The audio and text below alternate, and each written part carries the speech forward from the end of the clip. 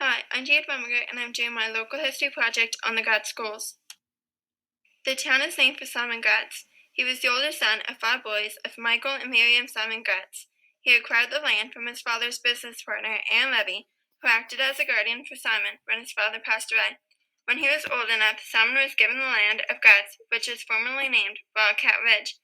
When the town of Gratz was established, Simon surveyed the land and split it into 12 lots of 5 acres each. Even back then, the townspeople were very interested in the education of their children, so they built schools.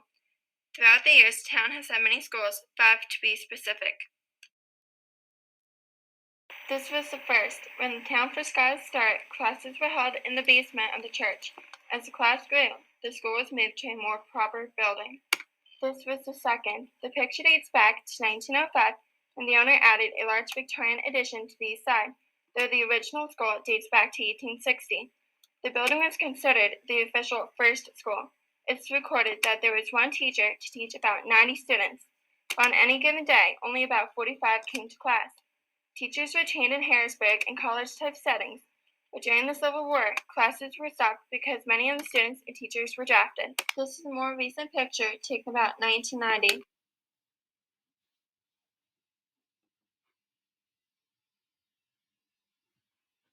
On May 29, 1869, the Gratz Common School Board met with Jacob Buffington Sr., Gillian Rothmel, and George Daniels to discuss the contracting of the school they planned to build.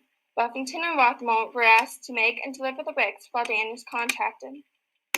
These are schools 3 and 4. You may know someone who is in their 60s, maybe even 70s. Chances are that if they lived in Gratz, they went to these schools.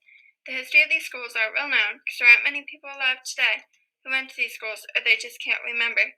Many members of my family went to these schools, and fortunate for me, they like telling stories from their past. The schools are located on the 12th lot. They plan on building the school in Erdman, but some members on the board thought that it should be built in town, so they took a vote. They bought the 12th lot from the original owners, Jacob M. Weiss and his wife, for $190. There were several schools already built around Gratz. The Huffman School and the Erdman School are just a few that closed and came together. By June 1871, the school was nearly completed. A year later, on January 28th, the school board approved the location for the school.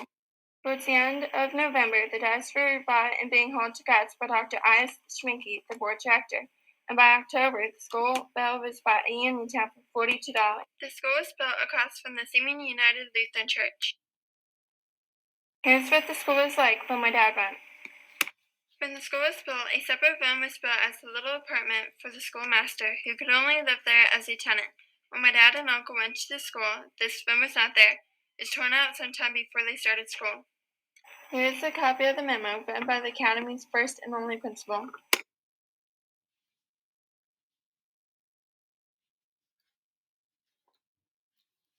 The school year consisted of 6 months, since you either lived and worked on a farm or you worked in the mines. The primary school might have extended to 7 months. When the school was first built, only men could teach. That had changed when they hired the first female teacher, Ann Coffin. There was only one teacher to teach each of the sections. Both my dad and uncle, who were a year and a half apart, had the same teacher, May Huffman.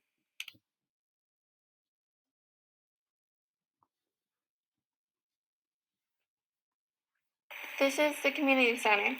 The old schools were torn down sometime in the 50s to build the school, which used to be the elementary. It became a vacant lot around 89 when Gratz and neighboring towns came together to form the UD Joint School. The school was split by grades. This part was kindergarten to 3rd grade.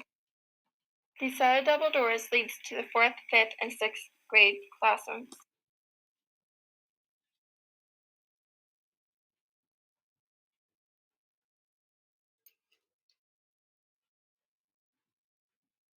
Both my dad, aunt, and uncle went to the big school.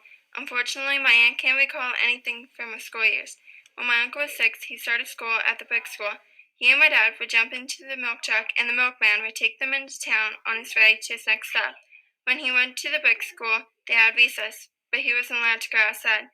There was no fence surrounding the school. He got bored and walked home at least a half dozen times. His punishment was clapping erasers after class. He later went to the Castor School in Erdman, because according to him, this really sent all the bad kids. The Kessler School was only for boys. He dropped out in 5th grade to help my pappy on the farm. My dad didn't say much, but he got into just as much trouble. When the old schools were torn down to build the community center, my dad was paid for the whole summer to rake the lot.